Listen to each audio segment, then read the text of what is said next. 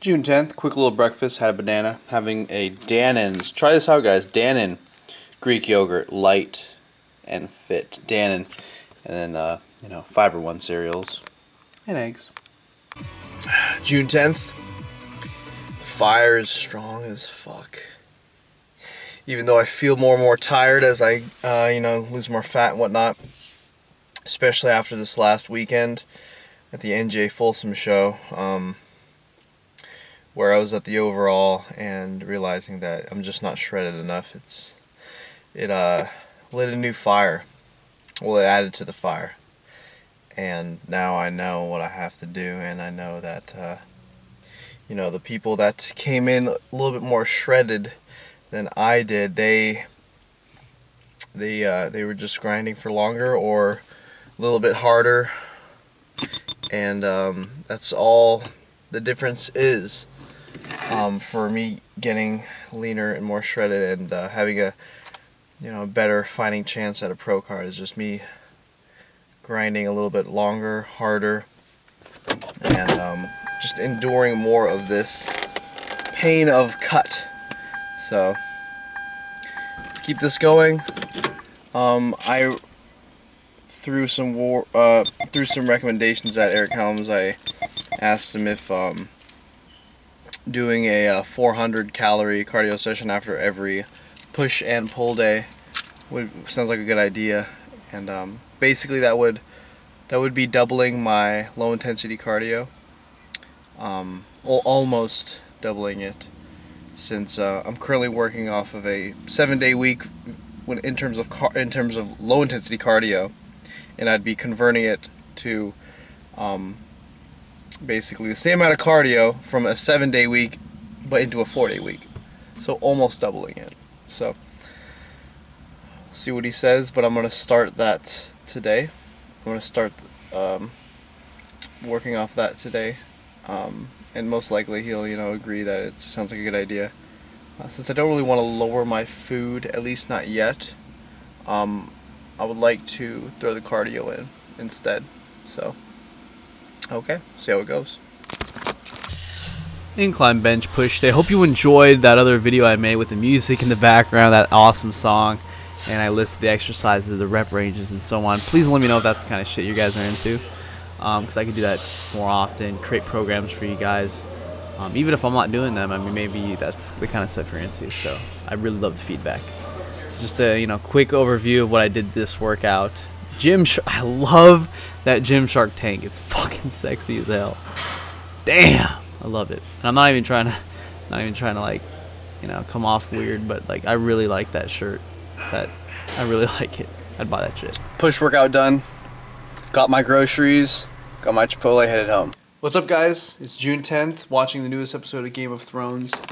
It's the season finale. Oh, I don't want it to be over, but especially after that last episode, this one's super exciting. See what happens. Eating Chipotle today, guys. Got my chicken burrito right here. And it is good.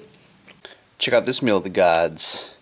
I have like almost 400 grams of pineapple, 300-ish grams of strawberry, and I also have 5 eggs and 3 egg substitute servings. And here's a tip, guys, for berries. That includes, the strawberries, cherries, blueberries, all that good stuff. If you want to keep it longer, because strawberries, they only stay good for less than a week. Usually they're good for a few days, and then next thing you know, they're getting super soft, soggy, getting chapped, and the fungus is starting to grow in them. So what you do is you mix 1 part vinegar, distilled vinegar, with 10 parts water.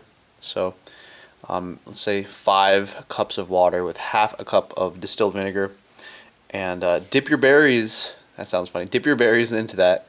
Let it soak for 2-3 minutes or whatever, and then put it back into whatever container you got it from. And it'll stay longer. You'll have it good for a week or 2 weeks or so. So try that out. Here's my push workout where I normally begin with flat dumbbell press. Once in a while, I will begin it with heavy overhead presses, heavy OHPs, instead of beginning it with my flat dumbbell press. And for my heavy OHPs, I like to work up to heavy sets of 5. So that's what I'm doing right here. You saw that I hit basically the 45 on each side for 3 reps. I hit a little bit heavier for like 1 rep. And then this is my heaviest set where I'm going for a heavy 5. And this is 195 for 5. Hit that. And then what I did is I dropped the weight by, I don't know what it was exactly, but around 5% or so, 5 or 10%. I think around 5%. And I just dropped that 10 pounds down to 185 for another set of 5.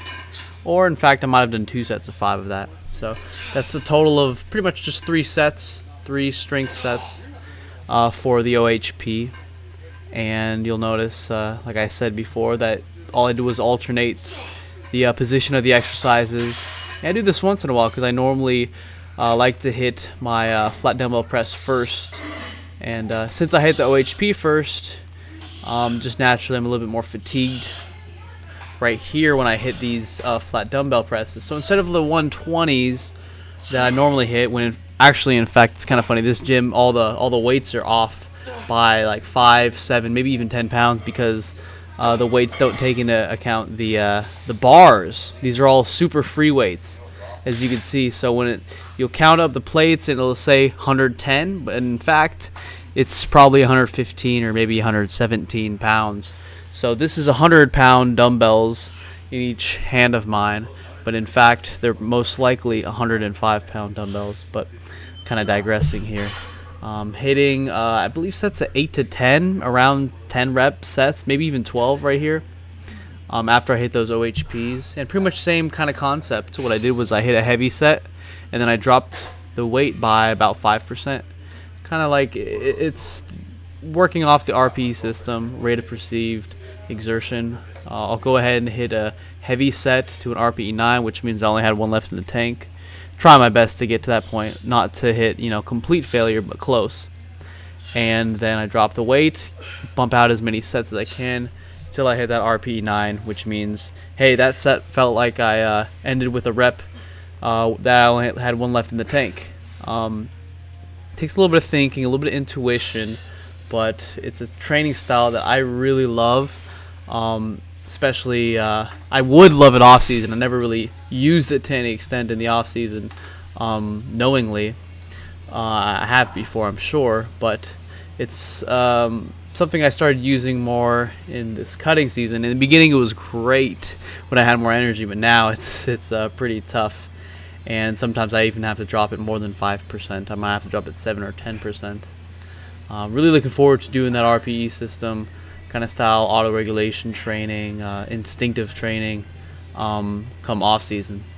Now, I normally would do weighted dips, but this dip machine, if you have one at your gym, oh my gosh, the leverage is amazing. I love the way it feels and hits those triceps. This is much like doing dips on the parallel bars, or doing it in a close grip bench press fashion. Kind of working the same muscles, just a little bit different. I really enjoy this exercise. Feels great on my tries. Have you guys ever tried that before? Anyway, next on the list for the push day, push downs right here, and I'm just working. Did a heavy set of 8 to 10 reps or so, maybe 12, not exactly sure, and then I dropped the weight just a little bit for a couple more sets, and then I even did some rope push downs afterwards, which you'll see in just a sec. There they are, and as you can see, there really are no like superset rules when it comes to working out. The main focus of any workout should be gym performance. To be honest, gym performance, good form, feeling good as you're working out and not injuring yourself. And it's really easy to program your own shit.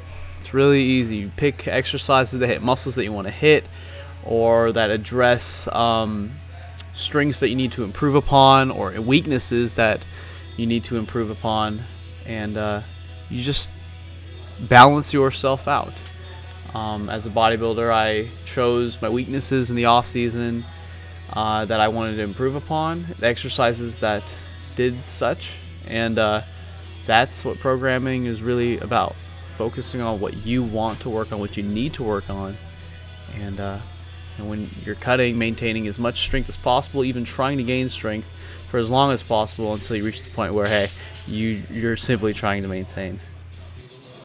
Go work out, watching Hannibal now. Got this big ass meal right here. Check this out. 4 pieces of cinnamon toast, 2 eggs, lots of egg whites with tomato and spinach, balsamic vinegar, green beans, diet Mountain Dew, Cholula. Hell yeah.